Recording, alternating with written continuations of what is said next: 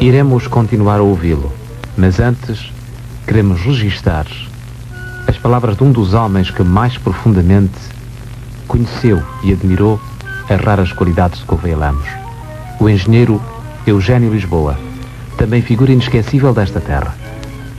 Aqui temos o que nos disse. Os jornais noticiaram abundantemente a morte do jornalista Gouveia Lemos. Que um homem tão pouco acomodatício tenha despertado uma tal unanimidade de tom nas notícias publicadas nos jornais das mais diversas orientações, eis desde logo uma indicação. Gouveia Lemos era respeitado, mesmo pelos que dele discordavam. Digamos que havia nele um não sei quê que desde logo se impunha.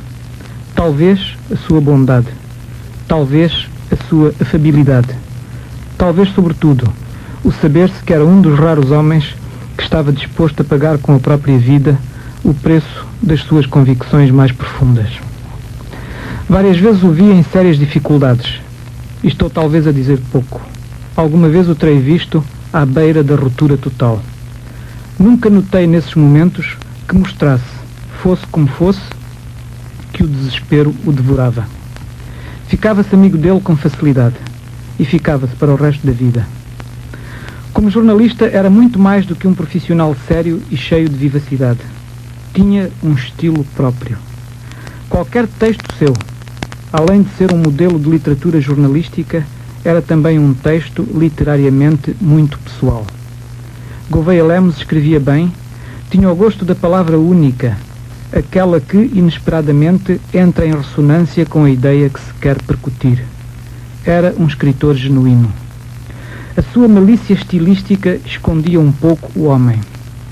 Quem o lesse não deduziria dos textos o personagem que depois emergia. Estes, os textos, eram por vezes mordazes, contundentes, aqui e acolá, méchants.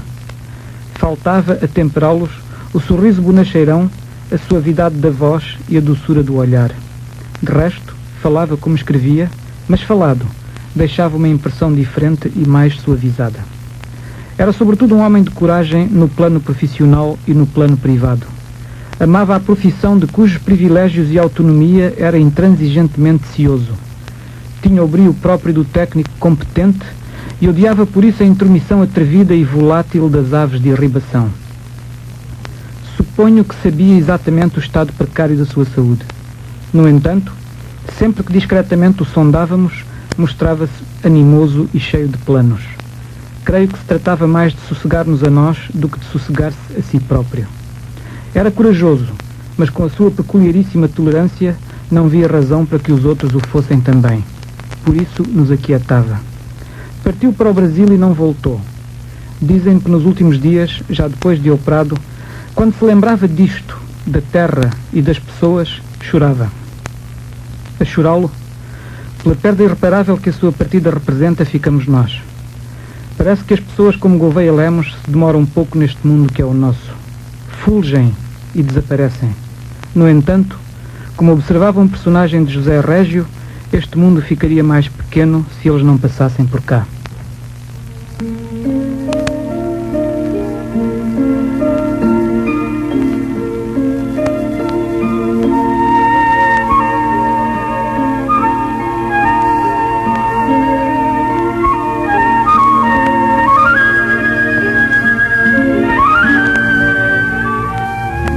Acerca da terra onde inesperadamente viria a morrer, a uma pergunta nossa respondeu Gouveia Lemos.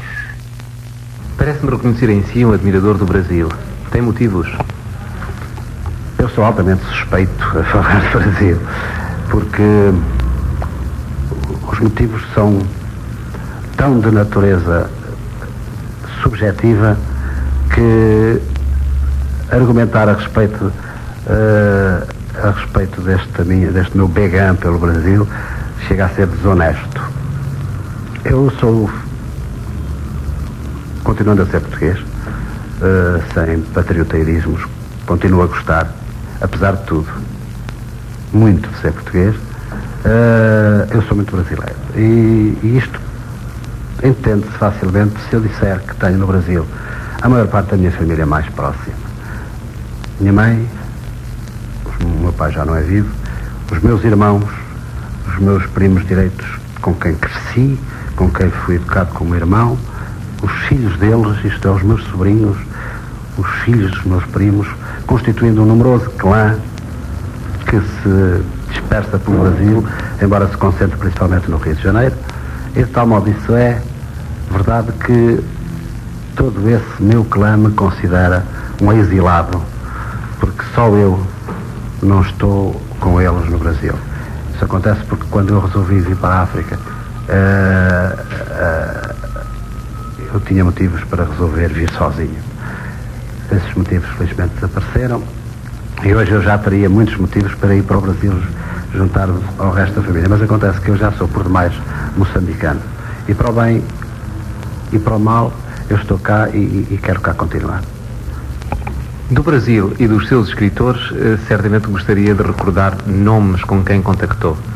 Procurou entrar no mundo das letras do Brasil, na sua estadia nesse país.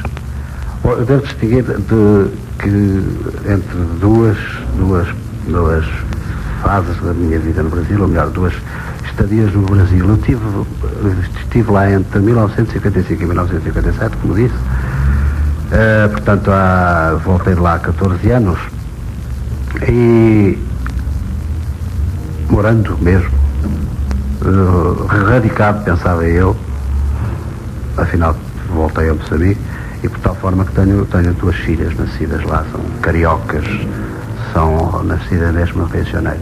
Nessa fase eu não tive muitas oportunidades de contactar com homens de letras, porque com toda a verdade eu não tinha contactos que me possibilitassem tal. Eu estava lá a trabalhar, não fui lá em visita, não fui lá a convite de nenhuma entidade que me proporcionasse esses contactos.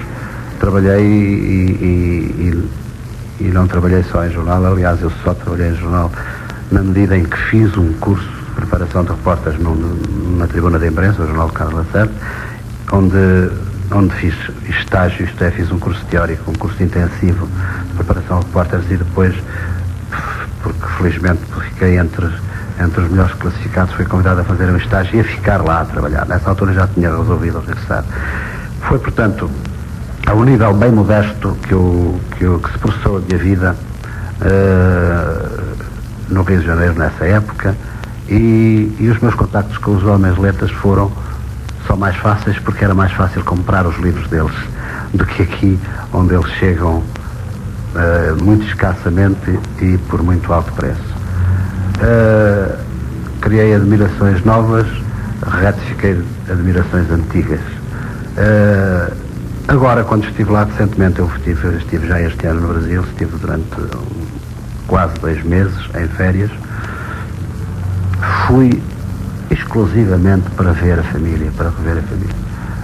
Tive muito no ninho, digamos assim, muito junto da minha família e foi só, ou quase só com eles, com os membros da minha família que eu estive, embora tivesse aproveitado estava lá para ir sobretudo à Bahia, que eu tinha um desgosto enorme de desconhecer e que eu considerava fundamental conhecer para entender o Brasil, para entender o fenómeno brasileiro e tive no Rio de Janeiro a ocasião de assistir a manifestações artísticas que muito apreciei, mas também ao nível de simples espectador.